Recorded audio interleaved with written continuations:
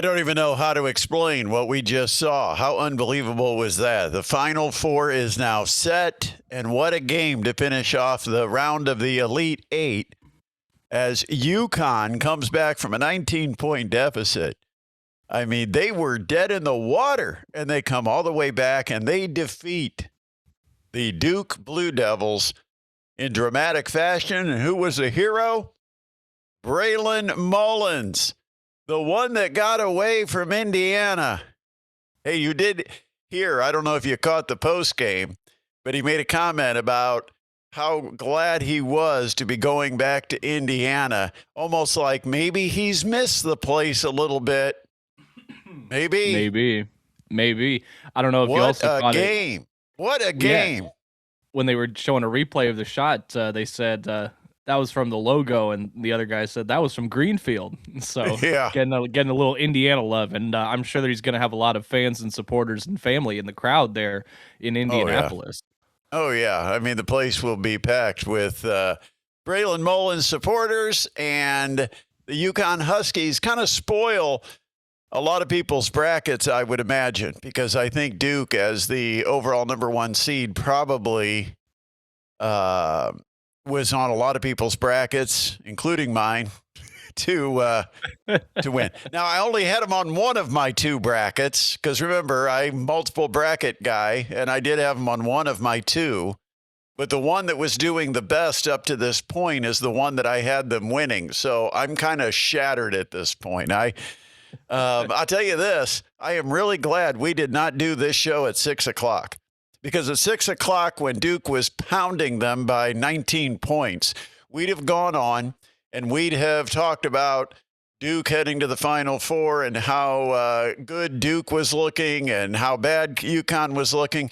And we'd have been fools because, remember, it ends up being archived. People can go back and listen later, and they could probably think, what are these guys talking about? Do they even watch basketball? So the fact that now we know, because we waited to 7:30 to actually jump on and do our live show, I feel much better about it because now we have our Final Four officially. And I don't know about you, Adam, but I had a thought earlier today. I thought it's too bad the NCAA doesn't reseed when they get to the Final Four. And then I thought about it for a moment, and I thought it wouldn't even matter because I'm thinking Michigan and Arizona right now, that is the national championship game. Nobody's beating either one of those two teams, and I'm not sure which one will beat the other. Yeah, I have no idea, but you've got a point there. It looks like these two teams are just at a class above all the rest. Every team that they've run into so far hasn't been able to keep up with them, whether it be their size or their athleticism, or they've both had hot shooting nights too, or hot shooting halves. I've been trying to tell people who are willing to listen to me, size wins in today's game. You look at guys like Luka as a 6'9", 6'10", whatever he is, guard. I think the Greek Freak might have been one of the first that actually became the really big player that plays the wing and becomes almost impossible to defend. LeBron James is in that mold. At 6'8", he's built like a power forward, but he has played point guard. And not necessarily the point guard on the team, but when you come down and run offensive sets, he has run the point guard through different stages of his career. And you look around college basketball right now, it's not about the big postman with his back to the basket. It's about the stretch five. Now, bigs are important because bigs are part of that overall size. But what I've said is the size of your 2, 3, and 4 man is very important right now. You can have a smaller point guard, but your 2, 3, and 4 man, they have to physically be able to do things that maybe they didn't have to do a few years ago in college basketball. And now you've got to have them rebound. You've got to have them be able to switch because the popular defensive scheme now, and you saw it with Michigan, they switch everything.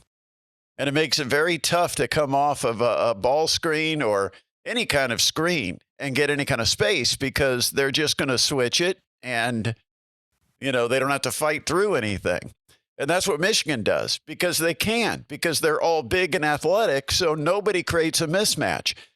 And, man, size, it does matter. I mean, been trying to tell us that, women been trying to tell us that for a long time, Adam. And I guess now I finally believe them. Size matters. When it comes to the game of basketball, of course, that's what you're talking about. I don't know any other context. That's what I'm talking about. That's what we're talking about. But no, I mean, it's like you said. And as far as the, physicality and athleticism too, I feel like we saw that come into play for Arizona in the second half against Purdue. I feel like Arizona was just kind of able to outmuscle and outlast Purdue, who had been on a grueling Big Ten tournament run and a decent tournament run here in the March Madness. But there was just more strength and athleticism from the Arizona side in that second half of that game. Yeah, the end of the game, and we've got a couple of comments that came in, including Mr. Vegas and, of course, Ryan weighing in, talking about what a comeback and what a logo shot to win it.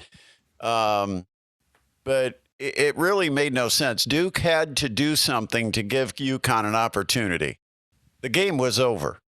I mean, there was no choice for UConn if they couldn't steal the pass other than to foul. And once you get the ball inbounded, you don't want to give it up. You want to get a good free throw shooter to hold on to the ball. Or you get it into the front court and dribble it out. You don't get into an area of traffic and then try to throw the pass, a contested pass. Basically Duke should have just held on to the ball and force UConn to foul them. That's what they would have had to do. Get to the free throw line and try to get back or try to get a 4-point lead. But crazy stuff. The long three. I mean, that's the thing is not only did they steal it, but they set up the trailer, who was Braylon Mullins, for a great look. And how about Mullins? He's an Indiana kid. We've talked about that. But 0 for 4 in the game shooting threes. Okay, and shooters know exactly whether they've hit shots or not. They always say that the best shooters, they've got, short-term memory and all this stuff. They don't remember those shots that they miss because they always think they're going in. Well, shooters do know when they're missing shots. They can get frustrated by that. They can lose some confidence, and it doesn't mean overall they lose confidence. They'll come back the next game and shoot 6 or 7 threes. But a lot of times within the flow of a game, they don't feel like the hot hand. Shooters can be streaky. They're either hot or they're not. And when they're not, they're probably not going to seek out their shot. Mullins was not seeking a shot. In fact, Mullins even admitted he thought maybe he'd try to avoid the shot because he hadn't made one.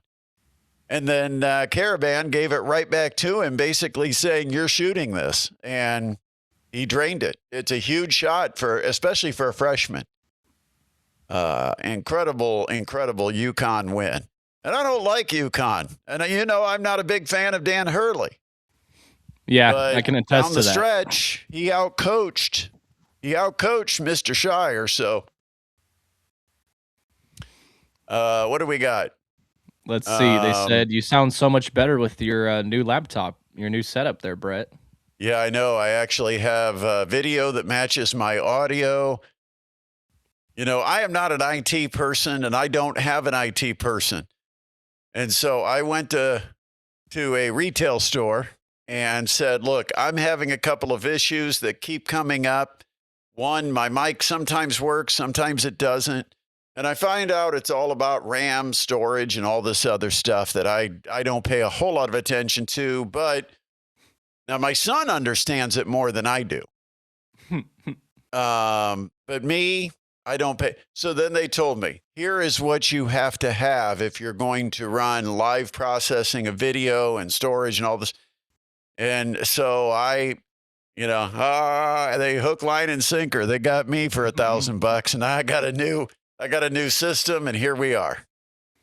Hey, so far it's worth it. You look fantastic, sound fantastic. Rick said there were 10 seconds left. There was no pressure to get across midcourt to avoid a 10-second call, only to get the ball farther away from the UConn basket. Yeah. I mean, yeah, it's a head scratcher. And by the way, while we're talking about technology, let's talk about how nice you look and with your extra crisp appearance. You've got the camera on, right? Yes, sir. Yes, sir. Got the upgraded webcam. Yeah, so it used to be a little hazy. Now you've got a nice, real clear look. Appreciate it. Appreciate it. But anyway, yeah, I got to get you elevated up here with me. I can bring it down a little bit. Yeah, let's see if we can even ourselves out a little bit. All right, so the Final Four is now set, and we've got Michigan versus Arizona. What a matchup. Mr. Vegas, how are we going to pick this game? I'll tell you what, Adam, pull up the lines, because I bet the lines are already out, and I'm going to guess the lines. I've not looked. And before I even pull out my phone and look, I'm going to guess. I've got them right here. Okay, I'm going to guess that Arizona is a 1.5 point favorite. You are on the wrong side. We're looking at a Michigan -1.5. Really? Yep. I thought Arizona would be the favorite. Maybe the fact that it's close to Michigan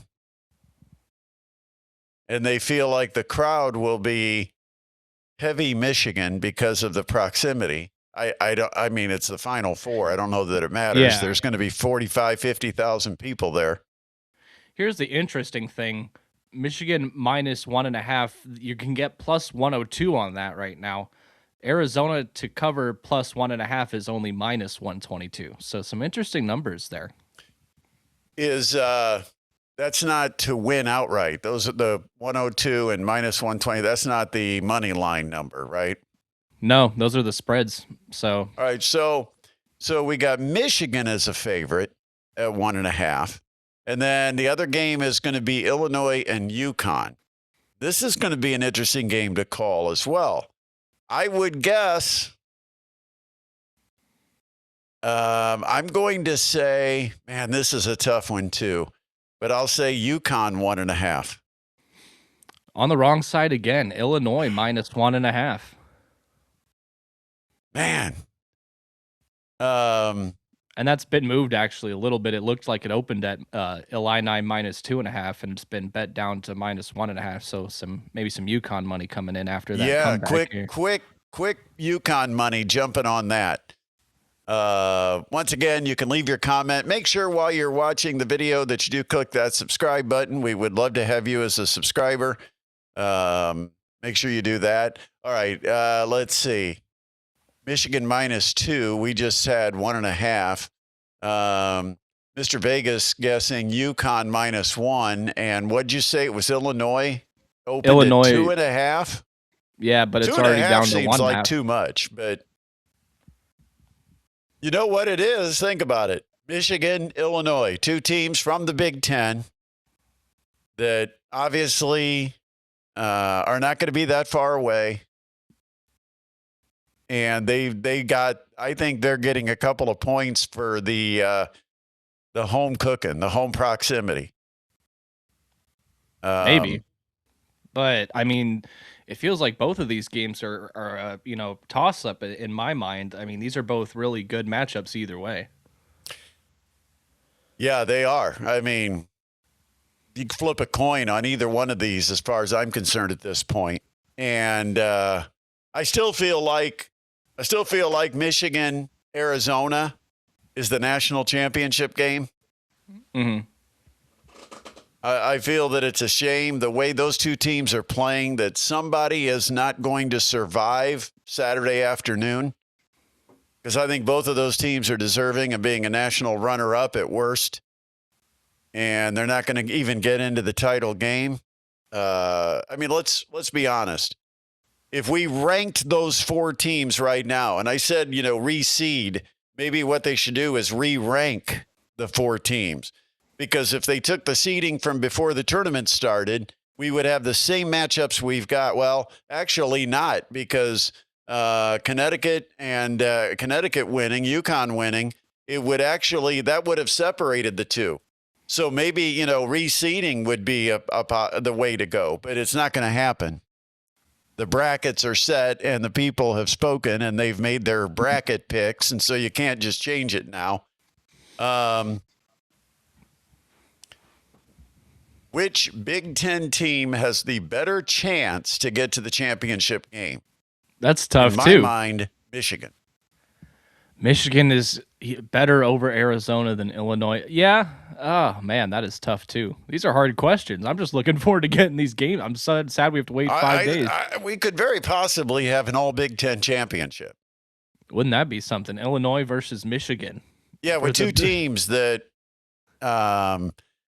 didn't make it to the Big Ten championship game. Yeah. Who'd Purdue beat in the Big Ten championship?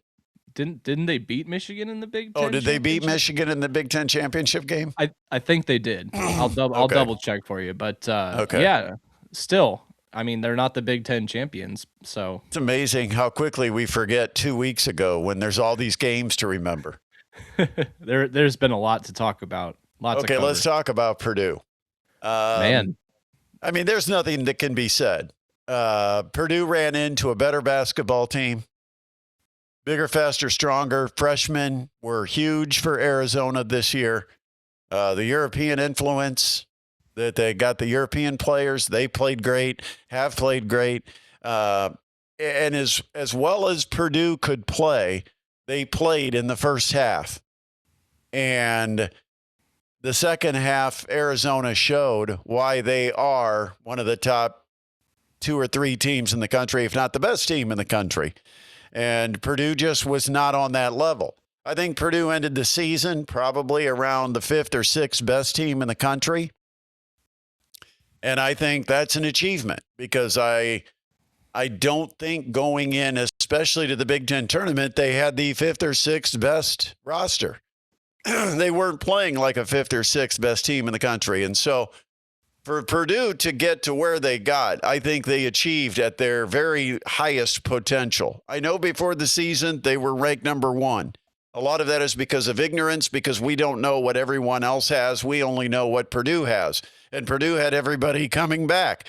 They had their core returning. And so we could sit there and say, well, Purdue's got these guys coming back, and no one else seems to be able to match that. So Purdue, by default, is number 1. And that's the way we vote preseason polls. And that's why I have a real problem with preseason polls. And you know, I've talked about this for years, that I think preseason polls are not only useless, but they're anti-productive because then they set the precedent for how you vote for future polls. And instead of analyzing after 3 weeks or 4 weeks of play, who is number 1, who's the second best team, who's the third best team, we just shift the teams that we had preset in a preseason poll that meant absolutely nothing. But don't you want to know who might be the best team to start the season, Brett? Don't you want to click on our article? Who's next year's best team when last year ended? Before anybody did recruiting, before anybody signed anyone from the portal, let's go back and see the guys that didn't celebrate a senior day with their basketball teams, who's going to have the best talent coming back? Because literally, we don't know. And I tell you this, it's affected the mid-majors because I was asked to fill out a Horizon League preseason conference ranking, right? Yeah. Heck if I know. I know the Dons, man. I don't know the whole league. And I followed a lot of the guys that were picked up, signed and stuff.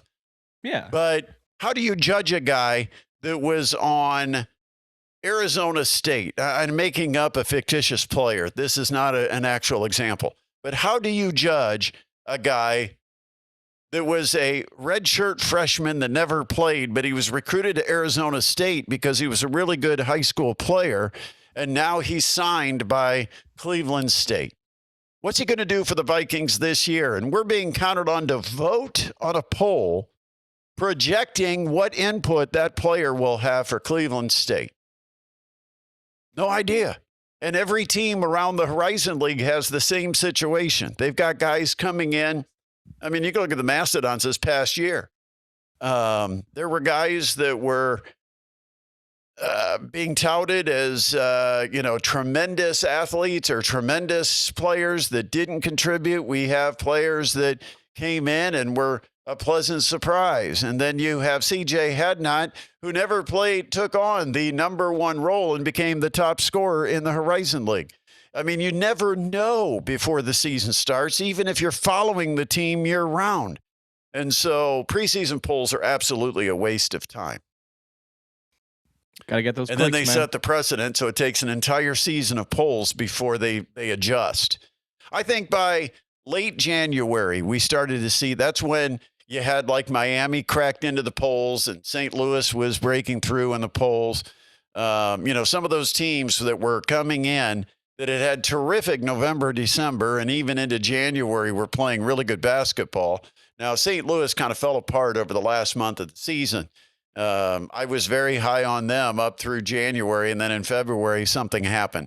Miami, we all know what happened with the Red Hawks, but yeah, they weren't going to be on a preseason poll based on what they had done the year before. All right, let's see.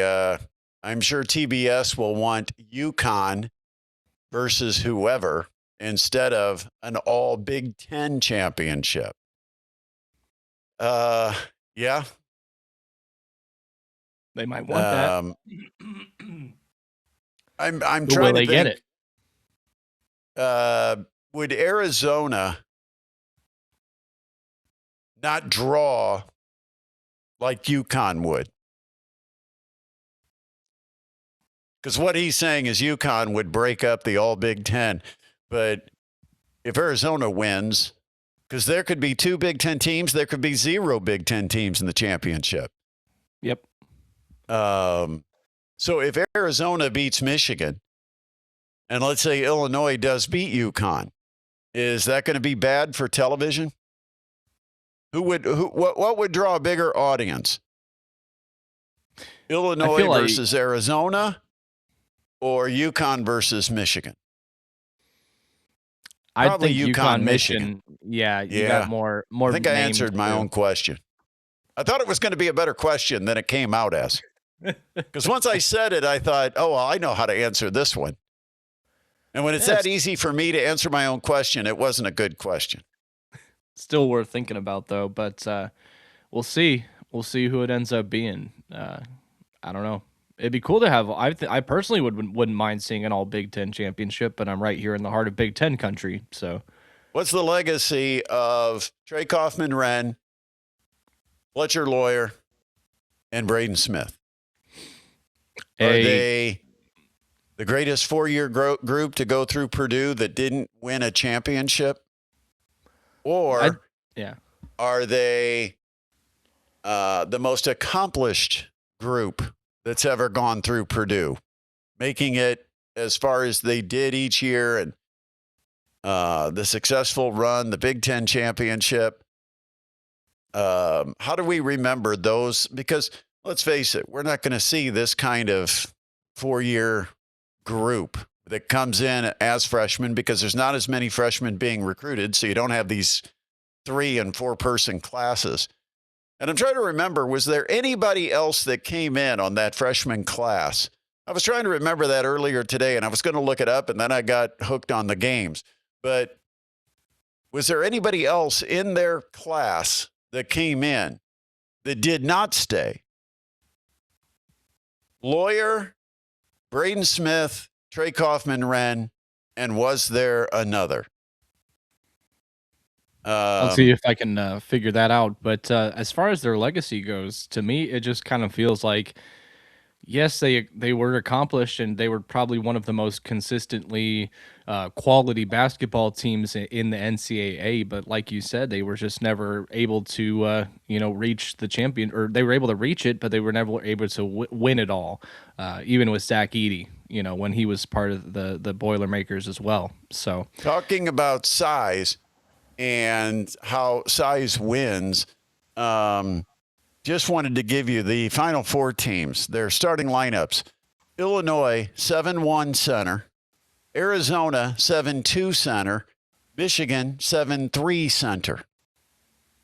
And then the 4-man, Illinois, 6-9. And I didn't have time to collect on UConn, so that's why I've only got these 3. Illinois, 6'9", Arizona, 6'8", Michigan, 6'9". That's the 4-man. The next guy, the 3-man, 6'8", 6'7", 6'9". The 4-man, 6'6", 6'4", 6'5", and their point guard, 6'2", 6'3", 6'1". I mean, that's pretty good size because you basically have a 6'4", 6'5", 6'6", 2 guard, and then everybody else 6'7", 6'8", and above. And if you can find athletes at that size and you can switch and you can, rebound, it gives you added length on the defensive end.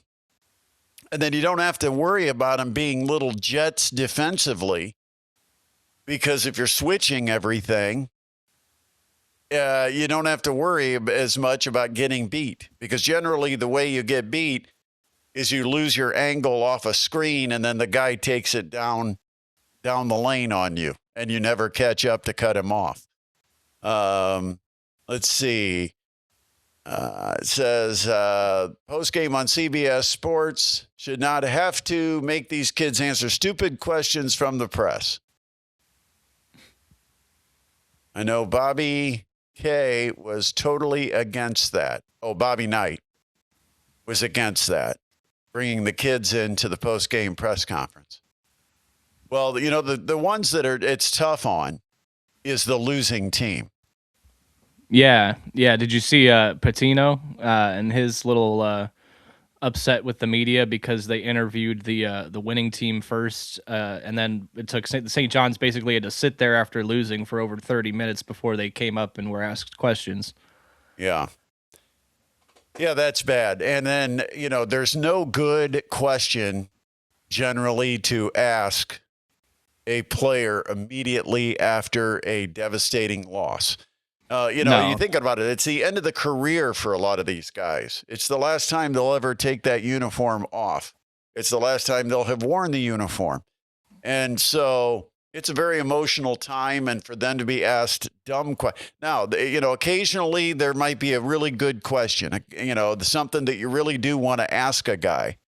But to make them sit through a press conference where there's a bunch of journalists that are there that just want to ask a question and come up with something. And they come up with some of these outrageous questions. Yeah, it's not fair on the kids. Once again, subscribe. Make sure you leave your comment. Always like to have the comments. We got some good comments coming, but most of them coming from the same two people. And we appreciate you, Mr. Vegas. Keep them coming because it gives us content to play off of. So we always appreciate getting those comments. But size does matter. And that's why I'm kind of excited because the Mastodons got their first guy out of the portal. Yeah, I saw that. And he's a big man. I love that. I've talked about the fact that the Dons just had a shortage of size. And they ended up getting Adair Ortiz, a 6'8", 235-pound 4-man, naturally a 4-man, but will play a 4 or a 5 in the Mastodon system. Maybe more of a stretch 5 than what we've seen, but he'll be a 4-5 man. 6'8" on some rosters, 6'9" on others. So he's probably a true 6'8". But that takes care of that. I've got my boxes for all the positions, the profiles the Mastodons have to fill. And what's still open now, still need that 6'9" plus center. If you can get them, they're hard to come by. But remember, the D1 portal hasn't opened yet. This guy came through the D2. And there's a lot of talent in D2, and there's about 600, 700 players in the D2 portal. So imagine what D1's going to look like with 360-some teams. I mean, you're going to have 1,000 players that are going to be in the portal. And that will start officially the day after the national championship game. But they still need their true postman. Still don't know on D'Angelo Elise whether or not he's going to be able to come back and have another season because of a redshirt request. We'll see what happens. But they need a 6'6", 6'7" wing shooter, somebody that can just be pure shooter on the outside wing. 6'6", 6'7" size, so they provide that third rebounder. 6'4" to 6'6", wing to be a defender / rebounder, somebody that's their specialty. Rebounding to me is a mindset. It is not a skill, because you can easily teach how to rebound. If you want to put your mind to it and you want to teach the skill, it's not that hard. It's you put your butt into somebody, you back them away from the space, the best space, and you go get the rebound. You just want it more than your opponent. And that's a mindset, and that's a culture. And they need somebody that's got that mindset and has that already ingrained in them to go get rebounds, even if they're only 6'4", 6'5", or 6'6". And also somebody that can be a defensive stopper that's not 6 feet tall. Part of the problem is the Dons, when they matched up defensively too many times, you'd have a 6'6" or 6'7" guy that would be guarded by a 6'3" guy. And if he got down by the basket, all he had to do was turn and just go right over the top of the defender. And so if you're 6'5", 6'6", you start to take that, get you down low and then just turn and go right over the top of you type of play. So they need the big man, the 6'9" plus guy. They need a wing that's a taller wing, 6'6", 6'7", that can really shoot it. I mean, I'm talking 43, 44, 45% from distance. You need that 6'4", 6'5", 6'6" dog that wants to be a defender, that wants to be a rebounder, that just is an athletic freak, that wants to really get in your grill. And then you need another scorer, somebody like a CJ Hadnot or a John Conchar that can do a little bit of everything, maybe 6'3", 6'4", 6'5". Got to get one of those guys. They've got about 6 or 7 spots to fill, and they've got one filled. So good for them. Yeah, I like the start.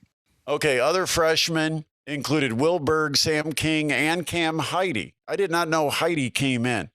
TKR actually was in the class with Caleb First. He was in a year earlier and redshirted. And that's why he became a redshirt freshman at the time that Lawyer and Braden Smith were true freshmen. And I think I got that right. I was thinking about that when I said it, that TKR might have been a year ahead and been a redshirt. Will Berg, don't know what happened to Will Berg. Sam King. Sam King, actually, I think, was he the walk-on that I think he was the walk-on that redshirted this year.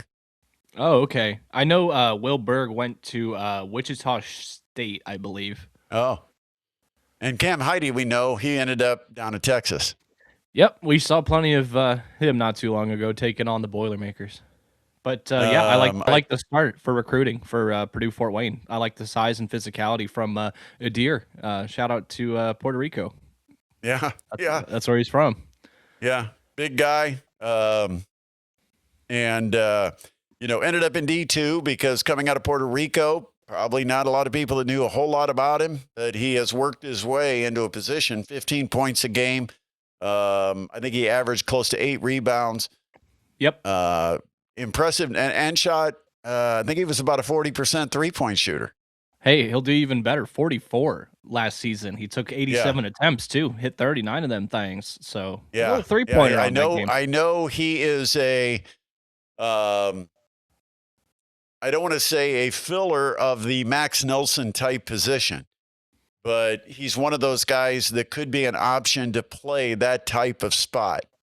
But and maybe even more of a rebounder and a banger at the basket than Nelson was. That's exactly what I was going to say. So, yeah, good start.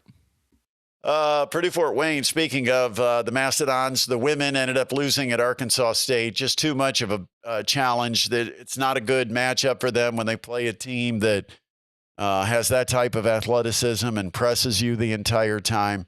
And I will say this, we talk a lot about women's basketball and what women's basketball needs to do to continue to progress and move forward with their game, because they've made great leaps, because some of the skills that they are showing in their game are on par or equivalent to what the men's game has. So you don't miss anything when you tune into a women's game because you've got players that can fill it up from three. And that's part of the game that people enjoy watching, is they enjoy watching players that can really hit the deep 3-point shot.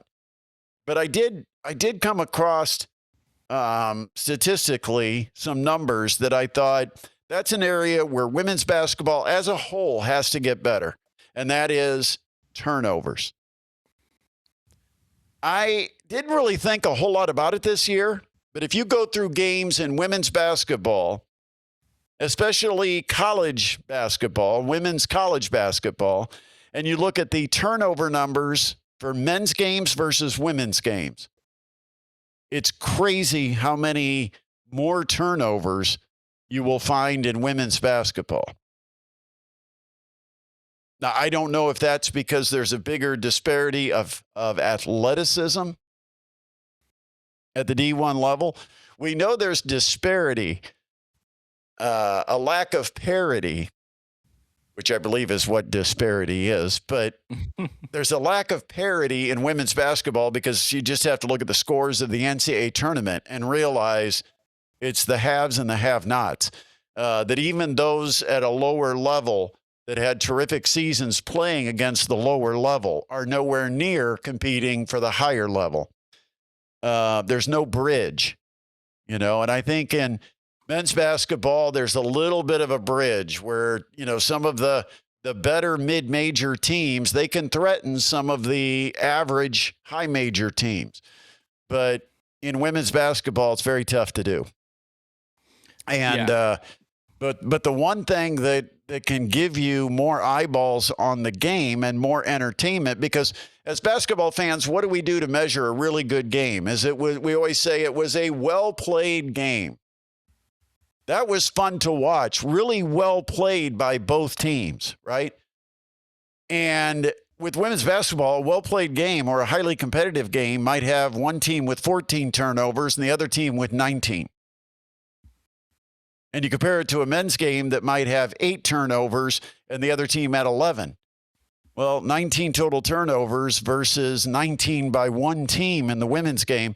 So I would just say this, that if you're a girl playing basketball and aspire to advance not only your own career, but a team that you eventually end up on, and improve the overall game of women's basketball, don't turn it over. You have individual players that in some of the box scores over the last 2-3 weeks of the season had 7, 8, or 9 turnovers. Individual players that had 7, 8, or 9 turnovers. Just cannot do that. And so I did notice that. And I don't know what it means, but it just, my word of advice. Got to take care of the basketball. We've got to talk about the Pacers, Adam. Man, do you want to talk about the perfect tank job they did the other night? Yeah, there's been a lot of... When something like this happens, you do have to ask yourself, all right, something going on. Yeah, there's been a lot of talk about it. 80-some% free throw shooter steps to the line, only needs to make one of two to get overtime, and if he makes them both, which the percentages are strongly with him at an 84% clip on the year, he can win the game. And it was the freakish way that they ended up in the position to win. A foul on an out-of-bounds play with basically no time on the clock.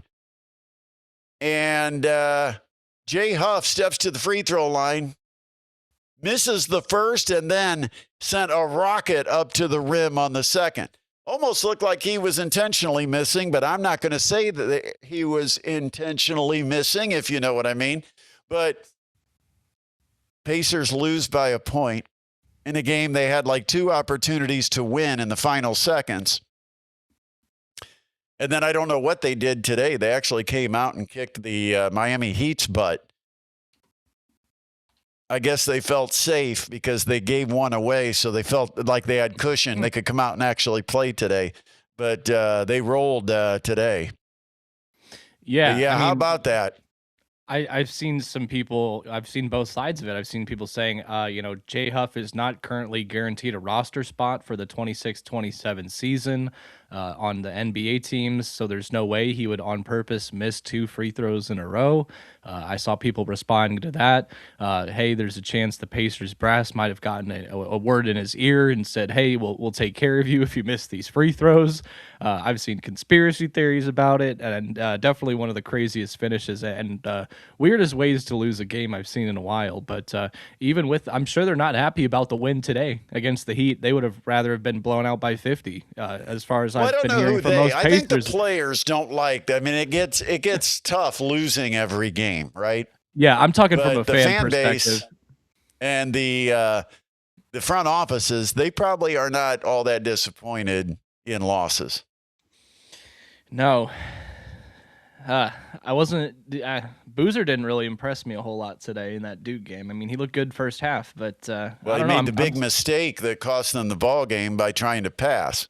That too. So I don't know. I was leading to Bonta that rules before. out Boozer, and it rules out Boozer and Peterson because we've already decided we're not taking Peterson.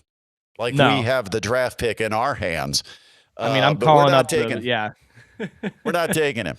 And then now we have to debate whether or not we take Boozer. I'm still DeBonsa, personally. DeBonsa might be the guy by default. Is there anyone else to be considered for that spot? As far as top 3, no. Not that I can think of off the top of my head. So yesterday was down in Indianapolis. We had, now from the region, not our market, not our radio market, but from Northeast Indiana, we did have Westview that played in the 2A game. What an amazing heartbreaker for Westview. Yeah, I saw that finish. That was tough. A borderline call that goes the other way. Then they end up down and they get a chance driving to the basket, and a layup that hangs on the rim before falling off would have won the game. Tough loss for Westview. And that was a heck of a basketball game. And that is one of those where you define it as a great game, even though, Westview lost. Really good, highly competitive game. Both teams made plays, hit shots, hard-nosed defense, gritty performance. And so Westview ends up falling in the 2A game by a point. And then New Haven, they were fine for like 3 quarters and a few seconds. And then all of a sudden, it's like the wheels started to fall off. They couldn't score. They couldn't come up with stops. They kept fouling and putting Cathedral to the free throw line. And eventually Cathedral just slowly pulled away and ended up winning the game. And so New Haven ends up as the 3A runner-up. But you got to say, heck of a performance for a New Haven team that had, 7 losses going into the state championship game. I mean, to be able to work their way through the tournament trail. And, they didn't have as dominant or as difficult a trail as Cathedral had to get there, but they did win their games and got there. You can only play the teams that have earned the right to join you on the court. And that's who New Haven played, and that's who they beat. And so they earned the right to be down there. And for 3 quarters, gave Cathedral everything they could handle. And just unfortunately, it wasn't to be at the end. No, but like you said, credit to them for a good run and a good game too. I mean, the final score not super reflective of the entire game. A good portion of it was close. It's just Cathedral had like a 13-4, 13-5 run there to kind of close it out. So a little bit lopsided at the end, but before that, it was a really good game, and everybody was entertained there down at Gamebridge Fieldhouse. I think they even set a combined record for block shots, the Bulldogs did, but unfortunately it wasn't enough. We were talking about the Mastodons women's basketball team ending their season, so now they start their exercise of portaling. Maria has done a really good job going non-D1 and bringing in some really good players. I mean, player of the year out of the NAIA, who ended up being one of the top players in mid-major women's basketball, Alana Nelson. First team all conference. Yeah. Great player. And she was an NAIA player. Right. Not even D2, D3 or anything like that. I mean, NAIA. And that's not to disparage NAIA. Not another mid-major transfer. She's done a really good job of finding those types of players and bringing them in and having success. Now, there may be a couple of players in the D1 transfer portal. Brooke Winchester is transferring from Ball State. And I know that's somebody that the Mastodons had conversations with before she went to Ball State. Another player that they had plenty of conversations with and were hoping to get when she was being recruited out of high school at Columbia City was Addie Baxter. She's announced her intentions to enter the portal.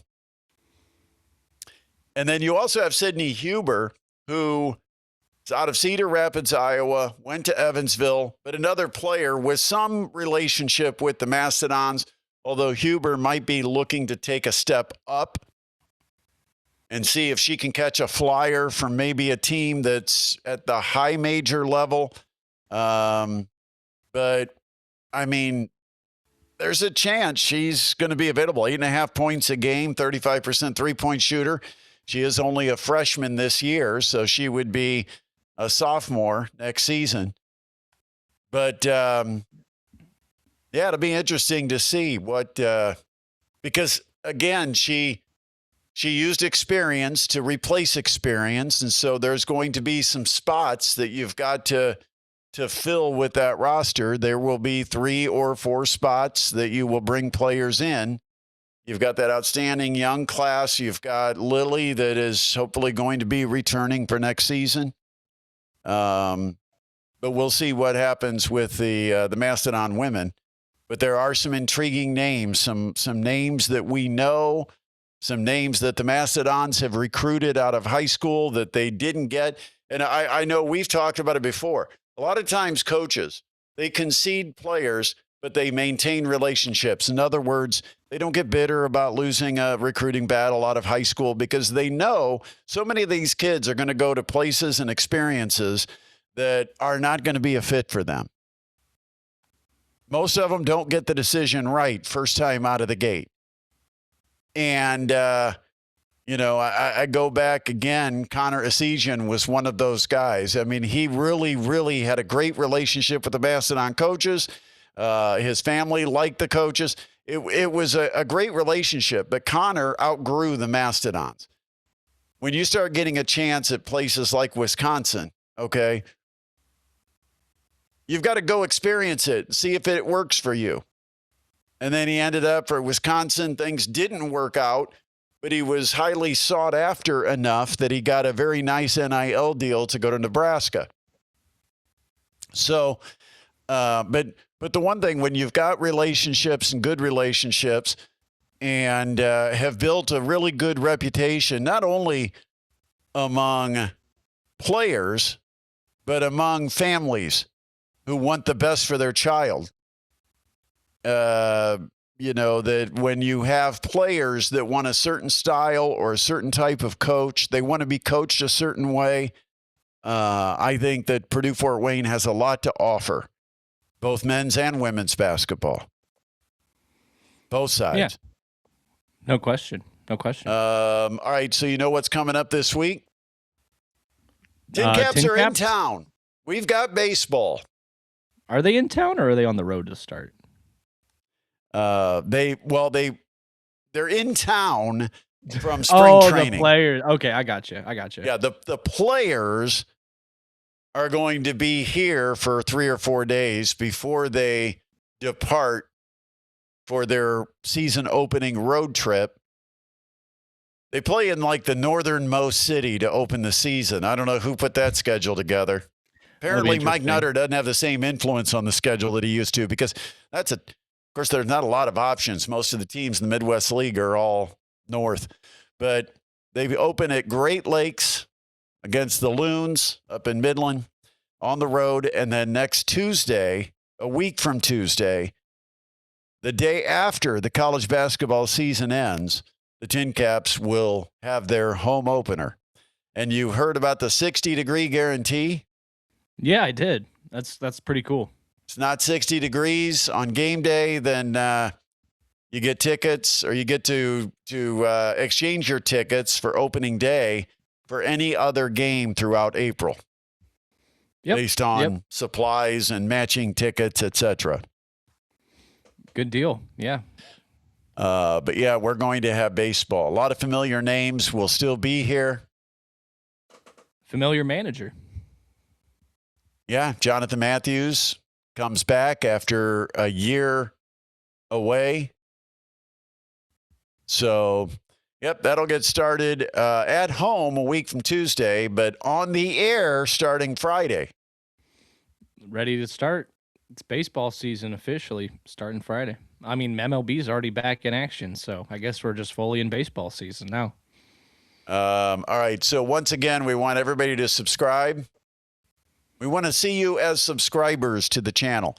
Also, thumbs up, leave a comment, share the channel, do all the great stuff to help us continue to grow, and let people know the Sports Rush is still kicking here on YouTube. Trying to keep you up to date with what's happening in Fort Wayne sports. Is there anything I missed? Not that I can think of. Nothing that came in on the comment line that we didn't talk about. So I guess we're good. Yep. All right, have a great week, and stick around with the channel. Hopefully updated videos throughout. But once again, the Final Four is set. Indianapolis, here they come. Michigan, Arizona, Illinois, and UConn. The Huskies will be your Final Four teams coming to Indianapolis, along with the NIT, along with Division II, Division III.